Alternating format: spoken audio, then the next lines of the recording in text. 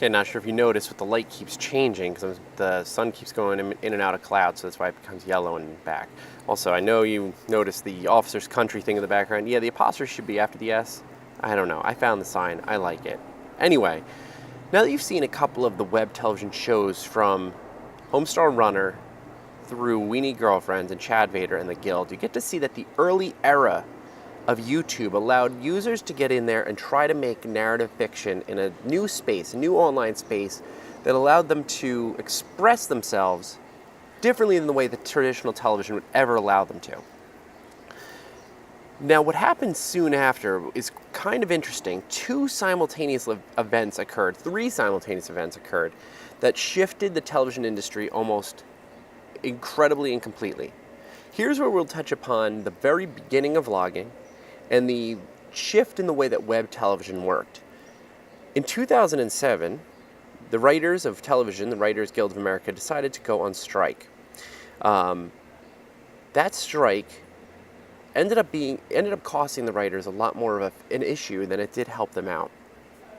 The writers were looking for a little more advancement of a percentage on income on DVD sales, on reruns, and on new media. New media was giving them nothing, so they were really looking for some sort of income in any way towards a new media perspective, such as Hulu, which is just coming out, and Netflix, which was just starting its streaming service.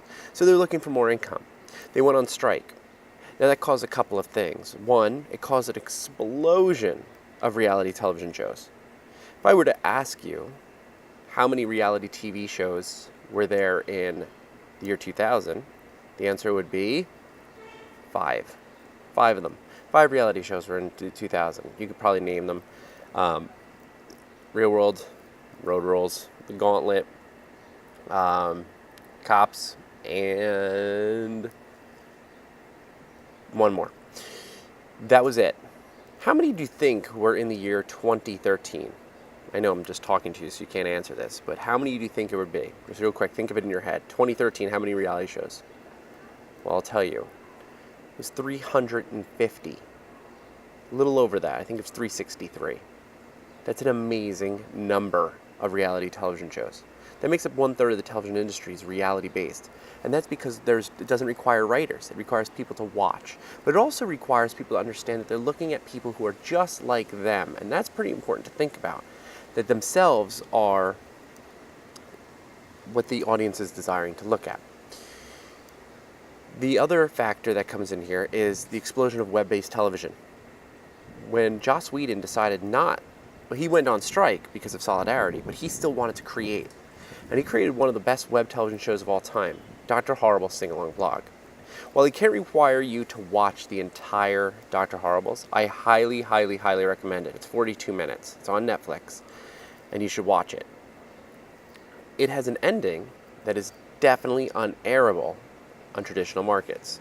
And so that's something that is a web television series. He called in a lot of favors, but he also used celebrity to make sure that he was part of it. And Neil Patrick Harris, Nathan Fillion, and Felicia Day from the Guild came in and worked on it. And the opening sequence of Dr. Horrible's mimics that of the Guild's opening sequence, which you just saw.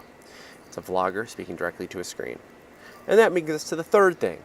Vloggers, beta people, personalities that decided to be themselves and display themselves online. And how much that affected the industry is immense, considering the fact that in 2010, the New York Times writes an article about Shane Dawson, about the comedian for the under 30 crowd.